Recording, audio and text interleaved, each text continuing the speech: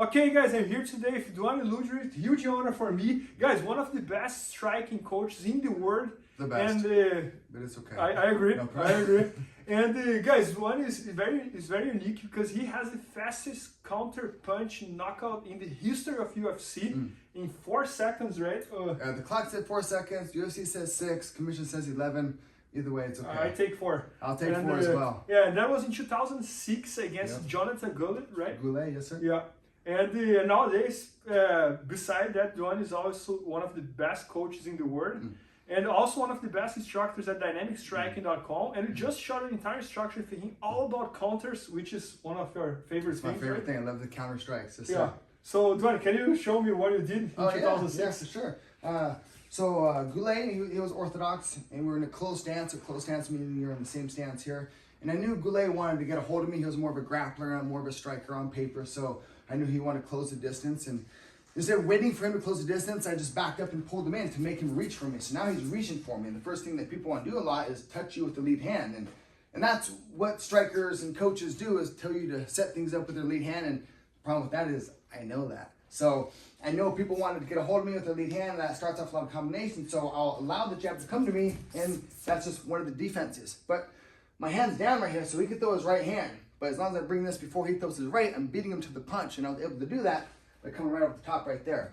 And that was just an easy game plan as far as knowing that grappler wants to get hold of the striker, allowing them to come to you, drawing them in, timing that step. So we actually have that in one of our drills. If you don't mind, I'm pulling my assistant, Coach PJ. Yeah, we'll do the drill. Yep. PJ Son. So she'll show you what I was training with Sensei Basrun backstage for the fight. Funny story for the fight. It was a short notice fight. I got 2 weeks to prepare for the fight. I was actually up on a ladder doing electrical work in the mountains of Colorado. And my manager, Sven Bean, called me and said, hey, the UFC wants you to fight in 2 weeks. I said, man, I don't think I can make 55 in 2 weeks. He's like, no, that's okay. It's at 170. I said, all right, sign me up. Let's go.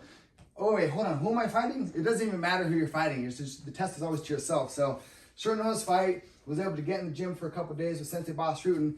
Blow out my left shoulder, actually. So this is a good story right now, because going into that short notice fight, upper weight class with literally one arm. My left arm was blown out. I remember warming up for the fight, doing some pummeling, and feeling my shoulders separate. And I was like, oh man, this kind of sucks. You know, you're fighting the UFC against a top-ranked opponent, upper weight class, and you have one arm against a grappler. So it's not the best. I don't recommend someone to take this opportunity, okay?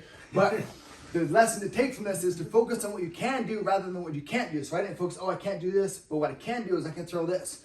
And my shoulder was in good enough shape where I could at least parry their jab or his jab. So I knew he was a grappler and I was a striker, and I just drew in his strike. I knew he wanted to get a hold of me, so he threw the jab. I was able to defend it right there and come behind it with my own right hand. And the way we do this drill is, PJ, I'm going to back up for a bit, Ninja.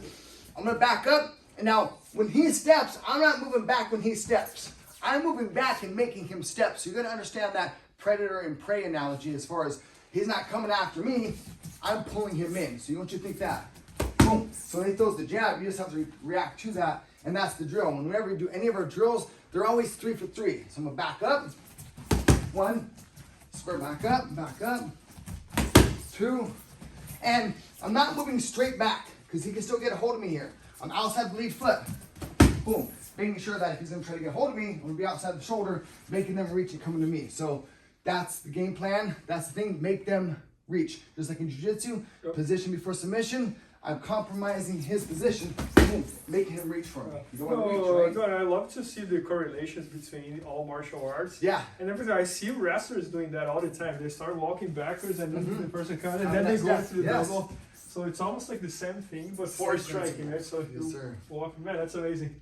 A lot of correlate, a lot of parallels. Oh, and sounds like after that, for example, I remember one knockout from Anderson Silva that was pretty similar to it. He was walking back, and so I bet I bet a bunch of people start seeing what you did, and they, I don't know if Anderson Silva picked it up from me, if that's just a natural thing to make people reach and time them. That's a big thing in Taekwondo and martial arts in general, right? Or just life. When you're sitting down with the business decision, you want to be quiet and let them make the first move. So it's the same thing as far as correlating, no matter what the topic is. Duane, how did you start your striking career? It was on Muay Thai, right? How was it? Kyokushin Karate with Shihan Naomiya. He's a Kancho now. Kancho in Japanese means you're the head of the organization. And my wife and I still train with him actually once a week on Wednesdays. So I'm still training with him. First instructor since I was 8. How old are you? Mentally or physically? Physically, I'm 42. No. Mentally, I'm 10.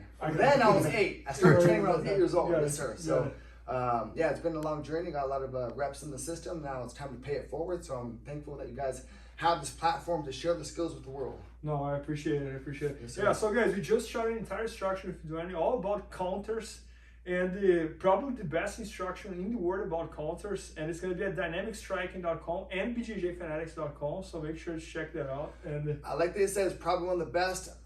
It may be the best, it may not be the best, but I'm going to do my best for you guys, just so you know. that's amazing. Thank you. Yes, sir. Thanks. Thank you, Professor. Thank you. Thank you, baby. Thank you. Please help me out to grow my YouTube channel. Just click subscribe. And to watch more videos, just click under see more videos.